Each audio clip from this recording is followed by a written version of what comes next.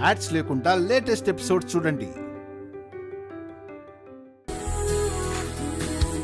ఇదిగో మరిది, ఈ శోభనం గదిని అలంకరించడానికి మేము ఉన్నాంలే కానీ నువ్వెందుకు శ్రమ పడిపోతున్నావో? అంటే మీ పనుల్లో మీరు బిజీగా ఉన్నారు కదా వదినా, అందుకే. నేను ఖాళీగా ఉండడం దేనికని దీని సంగతి చూస్తున్నాను. నాకు అర్థమైందిలే తమ్ముడు. అలంకరించడం ఆలస్యం అయిపోతే నీ శోభన ముహూర్తం దాటిపోతుంది. దాంతో శోభనం వాయిదా పడుతుందనే కదా ఇంత కంగారుగా మంచాన్ని డెకరేట్ చేస్తున్నావు. చీ పోనయ్యా, నాకేం కంగారు లేదు. నాకెందుకు తొందర ఉంటుంది? హలో తమ్ముడు, నేను ఇలాగే అన్నాను. కానీ మీ వదిన్ని శోభనం పెళ్లి కూతురులా రెడీ చేసేసరికి ఆగలేకపోయానంటే నమ్ము. ఏటిది? ఏటి మాటలు? మరిది నువ్వు వెళ్ళ, డెకరేషన్ సంగతి మేము చూసుకుంటాంగా. ఇటీ అలాగే వదినా.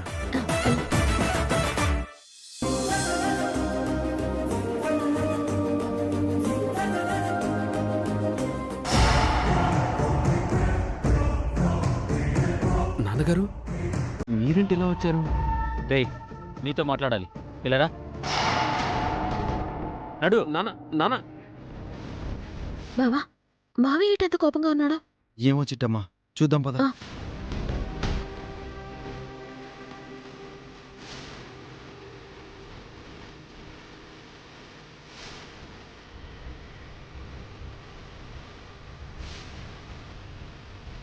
రేయ్, మీ వీరనారాయణ మామయ్య ఎంత పెద్ద ప్లాన్ వేసాడో తెలుసా? ఏం చేశారు నాన్న? మన కుటుంబంలో చిచ్చు పెట్టడానికి ఆటం బాంబు లాంటి వాళ్ళ అన్న కూతుర్ని పంపించాడ్రా. రేపది ఏకు మేకే కూర్చుంటే దాని కొంగు పట్టుకుని నువ్వు వెళ్తావు. తర్వాత ఆ వీరనారాయణ గాడొచ్చి ఆస్తి మొత్తం పట్టుకుపోతాడు. అదెలా సాధ్యం నాన్న? నోర్మయ్, నేను చెప్పేది జాగ్రత్తగా విను.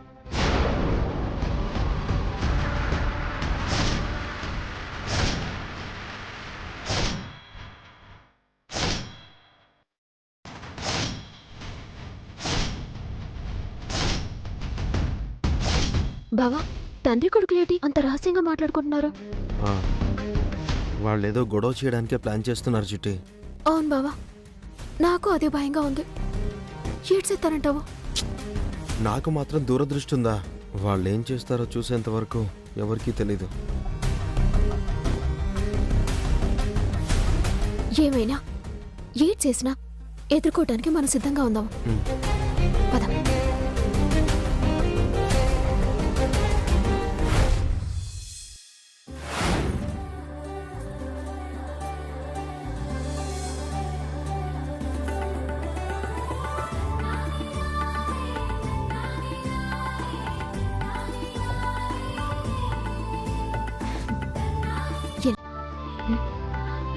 రామ్మా.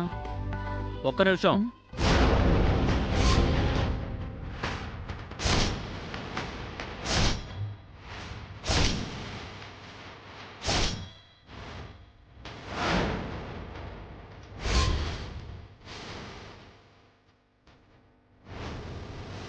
ఏ వర్మ, బయటికి రారా.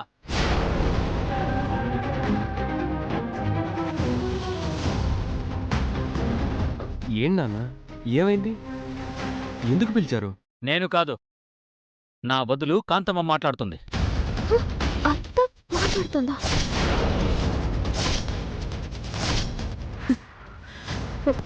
కాంతమ్మ,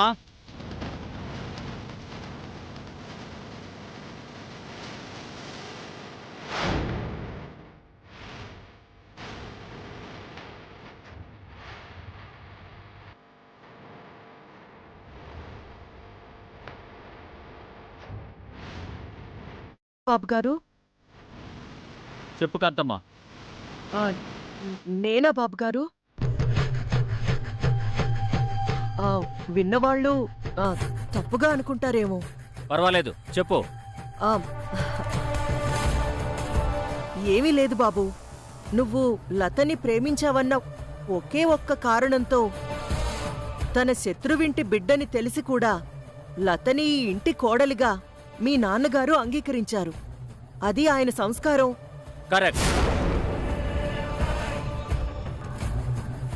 కానీ వీరనారాయణ గారు మాత్రం నిన్ను జమీందారింటి అల్లుడిగా అంగీకరించలేదు కదా. అది ఆయన సంస్కారం. ఇది కూడా కరెక్ట్. కానీ చూసిన వాళ్ళందరూ వర్మ ఒక అనామకురాల్ని పెళ్లి చేసుకున్నాడంట. కట్నాలు ఎలాగూ ఇవ్వలేదు, కనీసం కానుకలు కూడా ఇవ్వలేని దుస్థితిలో వాళ్ళ పుట్టింటి వాళ్ళు ఉన్నారంట.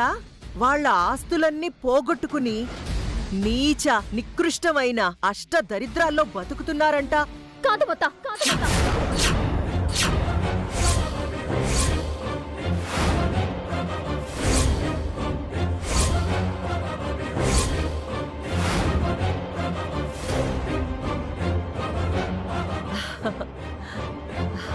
ఏంటి చిట్టి, పౌరుషం వచ్చిందా? మరి రాదా? నా పుట్టింటోళ్ళేమి అంత దరిద్రులు కాదు.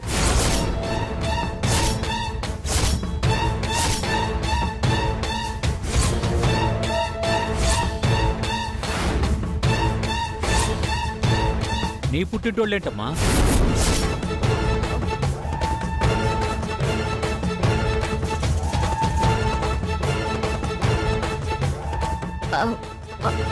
అంటే అది లత పుట్టింటోళ్ళు అంత దరిద్రులేమి కాదు అని అంటున్నాను. కొంతమంది దుర్మార్గులు, ద్రోహులు వాళ్ళని మోసం చేసి వాళ్ళ యావతాస్తిని అపహరిస్తే నీతికి నిజాయితీకి కట్టుబడి తన ఆస్తి మొత్తం ట్రస్టుకిచ్చేశారు మా బాబాయ్. అలాగాని జరగకపోయింటే, పెళ్లి కొడుకు ఈ వర్మ కాకపోయింటే, మా వీరనారాయణ బాబాయ్ మా సెల్లి పెళ్లి అంగరంగ వైభవంగా జరిపించి కోట్ల రూపాయల కట్నాన్ని ఇసిరి మీ మొహాన పాడేసుండేవారు. అచ్చు తప్పు. మేమిక్కడ అడుగుతుంది కట్నం కాదు, కేవలం కానుకలు మాత్రమే అడుగుతున్నాం. ఆ కానుకలు ఇవ్వలేమంటే చెప్పండి. వీళ్ళ పుట్టింటి వాళ్ళు బతికున్నా చచ్చినట్టే అనుకుంటాం. మావయ్య గారు,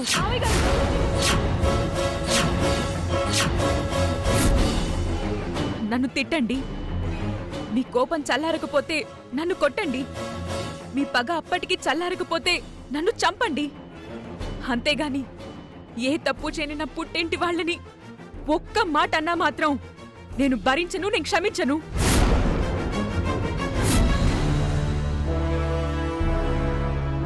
శభాష్, విన్నారు కదా, వాళ్ళ పుట్టింటి వాళ్ళని ఒక్క మాటన్నా క్షమించదంట. అలాగని కానుకలు తేదంట. ఇదేం విడ్డూరమో ఏంటో. ఈ పౌరుషాలు చూపించడం కాదు లత. నీ పుట్టింటి వాళ్ళకి అష్టదరిద్రాలు లేకపోతే వాళ్ళకే గనక నీ మీద ప్రేముంటే నీ హోదాకి స్థాయికి తగ్గట్టుగా కానుకలు పట్టుకురావాలి. అవి నేను ఊరి జనాలందరికీ చూపిస్తాను. నా వియ్యపు వాళ్ళు నాతో సమవుజ్జీలని నిరూపిస్తాను. నిన్ను మనస్ఫూర్తిగా నా కోడలిగా అంగీకరిస్తాను. ఎళ్ళో తీసుకురా పో, అరవడం కాదు. లేదంటే నేను నా పెళ్ళంగా అంగీకరిస్తానేమో గాని మా నాన్న మాత్రం ఈ లతని కోడలుగా అంగీకరించరు.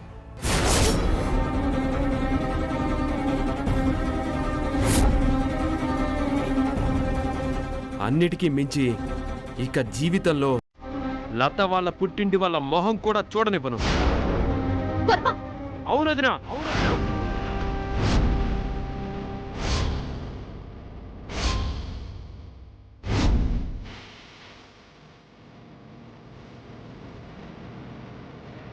మా నాన్నగారి నిర్ణయమే నా నిర్ణయం కూడా. పలానా శేఖర్ వర్మ పెళ్ళం పైసా కట్నం తేలే సరికదా, కనీసం కానుకలు కూడా తేలేదంటే అవి నలుగురు చెప్పుకుంటే నాకెంత అవమానంగా ఉంటుంది. వర్మ వర్మ ఏంటి వర్మ ఇది? ఏమైంది? ఈ విషయం తనను ప్రేమించి పెళ్లి చేసుకున్నప్పుడు తెలీదా? ఇవన్నీ అప్పుడెందుకు అడగలేదు? ఇప్పుడెందుకు అడుగుతున్నావు వర్మ? అసలు ఏమైంది నీకు? ఎందుకు ఇలా మాట్లాడుతున్నావు? చెప్పు వర్మ, చెప్పు. అన్నయ్య,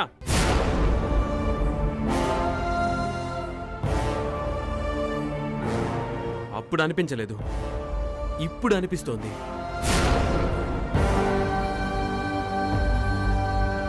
అందుకే అడుగుతున్నాను.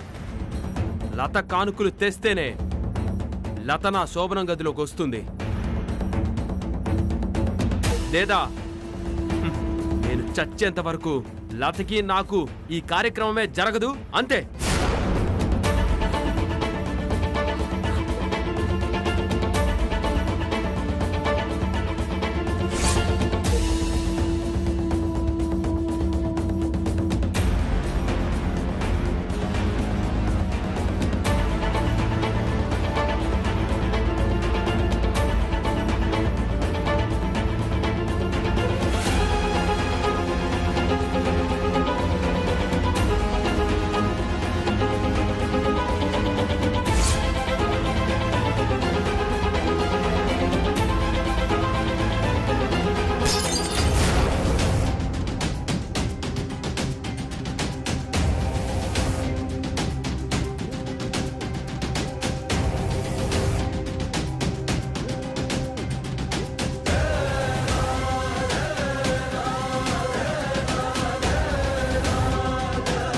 అసలు రణరంగం ఇప్పుడు మొదలైంది. ఇప్పుడు గనక ఆ లత ఆ వర్మగాణ్ణి చెడామడా వాయించేసిందంటే వాడు దాన్ని మెడపట్టుకు బయటికి గెంటేస్తాడు. దీంతో పెళ్లి తెగదెంపులు చేసుకుంటాడు. మనకు కావాల్సింది అదే కదా. వర్మ,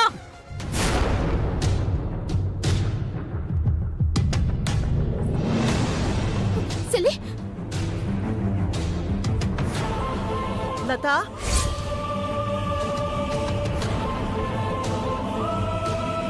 పెళ్లికి ముందు నాకు ఐ లవ్ యూ చెప్పి నాకు నువ్వుంటే చాలు, ఇంకేమీ అక్కర్లేదు అని చెప్పిన నువ్వేనా ఈరోజు కట్నాల గురించి కానుకల గురించి మాట్లాడుతుంది? అంటే నువ్వు నాతో చెప్పిన ప్రతి మాట అబద్ధం అన్నమాట. నువ్వు చేసిన బాసలు, నాకు కల్పించిన ఆశలు అన్ని కల్పితాలేనన్నమాట. నీ పగ తీర్చుకోవడానికి, నన్ను ఒక పావులా వాడుకోవడానికి మాత్రమే నన్ను పెళ్లి చేసుకున్నావన్నమాట. నీలాంటి వాణ్ణ నేను పెళ్లి చేసుకుంది అని ఇప్పుడు బాధపడుతున్నాను వర్మ, ఇప్పుడు బాధపడుతున్నాను. లత, నోరుంది కదా అని ఇష్టం వచ్చినట్టు మాట్లాడుకో. ఏ ఎందుకు మాట్లాడకూడదు? మీకిష్టం వచ్చినట్టు మీరు మాట్లాడినప్పుడు నాకిష్టం వచ్చినట్టు మాట్లాడే అర్హత నాకు లేదా? చెప్పు వర్మ. నేనేమన్నా మీ కట్టు బానిసనా లేదా మీ పెంపుడు కుక్కనా?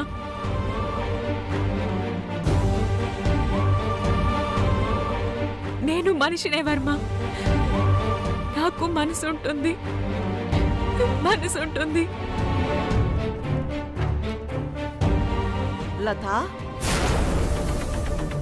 అంటే నువ్విప్పుడేమంటావు? వర్మని వదిలేసి విడాకులిచ్చి వెళ్ళిపోతాను అంటావా? కాంతమత, అన్ని లత చెప్పిందా? చెప్పకపోతే ఏంటి చిట్టి, అర్థం అదే కదా వస్తుంది.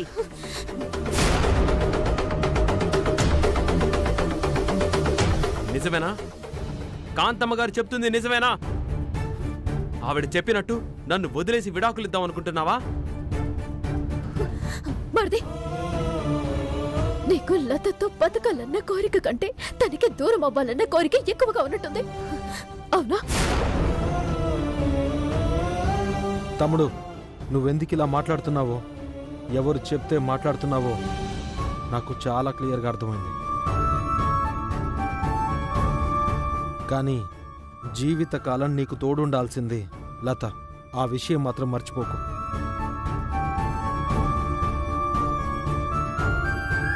రవిచంద్ర, అంటే ఏంట్రా? వాళ్ళ అమ్మా నాన్న ముందుగానే పోతారు, ఇది మాత్రమే చచ్చేదాకా ఉంటుందనా నీ అర్థం? కాంతమత, నువ్వు ప్రతి మాటకి పెడార్థాలు తీయకు. దయచేసి ఇక్కడి నుంచి వెళ్ళేంత వరకు నోరెత్తకు. ఏ ఎందుకు మాట్లాడకూడదు? తను మాట్లాడిన దానిలో తప్పే ఉంది. మేమేమన్నా కోరరాని కోరికలు కోరామా? అంతగా ఆవేశపడిపోతున్నారేంటి?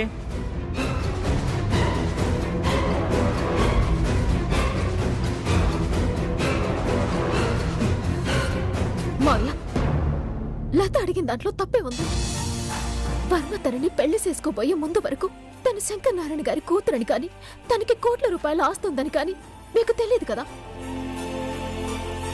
తను ఒక అనామకురాలు గాని కాంతమ్మ గారు సేరదీసిన అభాగ్యరాలు గాని మీకు తెలుసు కదా.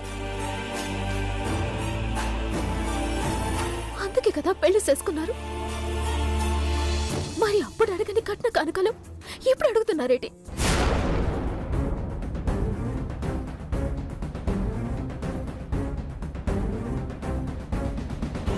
ఏముంది చిట్టమ్మా, అప్పుడైతే మా అమ్మ పెంచిన అనామకురాలు అనుకున్నారు. కానీ ఇప్పుడు శంకర్ నారాయణ కూతురని తెలిసి లతని వదిలించుకోవడానికే ఇలా కట్న కానుకలు అడుగుతున్నారు. ఏ ఏం మాట్లాడుతున్నారా? వదిలించుకునే ఉద్దేశమే వాళ్లకుంటే ఇన్ని తతంగాలెందుకు చేస్తారు? గుళ్ళోనే శంకర్నారాయణ కూతురు మా ఇంటి కోడలిగా రావడానికి వీల్లేదని మెడపట్టి గెంటేసుండేవాళ్ళు కదా. కరెక్ట్గా చెప్పావు కాంతమ్మ. మీరుండండి. రే వర్మ, లత కట్న కానుకలు ఇవ్వలేదురా. ఇచ్చే స్తోమత కూడా తనకి లేదు. ఎందుకంటే మా అన్నయ్యే తనని వద్దనుకొని వదిలేశాడ్రా. అర్థం చేసుకోరా.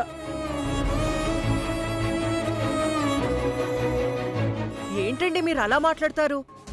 ఇంతకు ముందే కదా కూతురికి మనసారా ఒడి బియ్యం ఆ వీరనారాయణ పోశాడు. 2 కిలోల బియ్యం ఇచ్చినోడు ఓ 2 కోట్లు పెట్టి కానుకలివ్వలేడా ఏంటి? అన్ని సవ్యంగానే జరుగుంటే 2 కోట్లేటి, 200 కోట్లెట్టైనా మా బాబాయ్ కానుకలు ఇవ్వగలడు. ఆ విషయం నీకు కూడా తెలుసు కాంతమత్త. ప్రస్తుతానికి ఆయన ఎలాంటి కానుకలు ఇవ్వలేడని కదా నువ్వే మెలకెడుతున్నావు. మెలికేంటి? అవునండి, మీరు నిజాయితీగా కానుకలు అడిగినట్టు లేదు. లత ఈ ఇంటికి రావడం ఇష్టం లేకే ఈ కానుకలు అడిగినట్టుంది. మీకు అంతగా కావాలంటే ఆ కానుకలేవో మేమే ఇస్తాం. హా? ఎక్కడి నుంచి తెచ్చిస్తారు? రెక్కలు ముక్కలు చేసుకుని మరీ తెచ్చిద్దాము. మీ ముష్టి మాకేం అవసరం లేదు. న్యాయంగా సాంప్రదాయంగా లత పుట్టింటి నుంచి మాత్రమే కానుకలు రావాలి. మధ్యలో కలగజేసుకొని మీరు తలదూర్చి కానుకలు ఇచ్చారో నేను యాక్సెప్ట్ చేయను.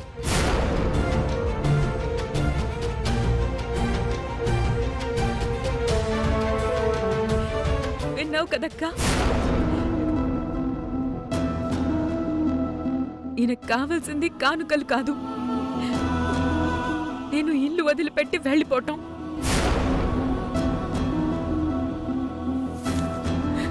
మొగుణ్ణి వదిలేసొచ్చి శంకర్ నారాయణ కూతురు ఒంటరిగా బతుకుతుందని సమాజం మొత్తం నన్ను చూసి నవ్వుతుంటే ఈ తండ్రి కొడుకులు ఆనందపడ్డం కోసం నన్ను కానుకలు అడుగుతున్నారక్క. ఇది వీళ్ళ స్వార్థం.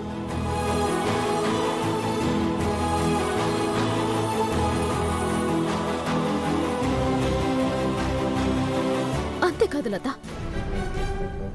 తన అన్న కూతురు భర్తని వదిలేసొచ్చిందని తెలిసి తన కాపురం నిలబెట్టడానికి వీరనారాయణ బాబాయ్ వచ్చి ఈయన గారి కాళ్ళు అడ్డుకోవాలి. అదే ఇలా కావాల్సింది. ఎస్, మీరేమన్నా అనుకోండి, నా కండిషన్ ప్రకారం కానుకలతోనే నా కోడలి ఇంట్లో అడుగు పెట్టాలి. కాదని అడుగు పెట్టిందో ఆ తర్వాత జరిగే అవమానాలకి నేను బాధ్యుని కారణం చెప్తున్నాను. అక్కర్లేదు మావయ్య, అక్కర్లేదు. మీరు ఆశించిన వాటిల్లో కానుకలు తేవడం మాత్రం ఒక్కటే నెరవేరుతుంది. మా బాబాయ్ వచ్చి మీ కాళ్ళట్టుకునే ఆశ మాత్రం మా కంఠంలో ప్రాణముండగా నెరవేర్దాం. రాసెట్టుకోండి.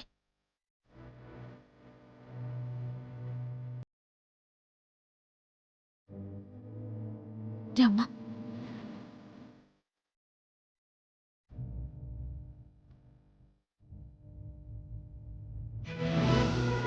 లత,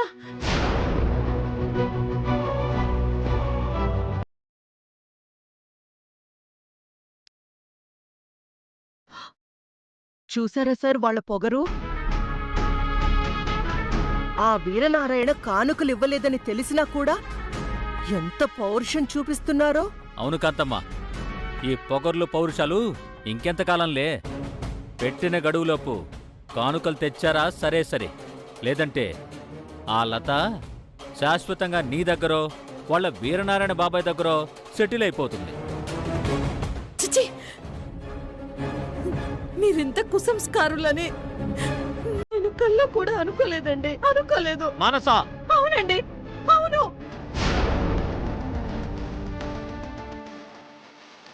ఆనాడు మా అన్నయ్య ఏదో మిమ్మల్ని అవమానించాడని, ఈనాడు ఆయన కూతుర్ని అవమానించడం ఏమాత్రం కరెక్ట్ కాదండి.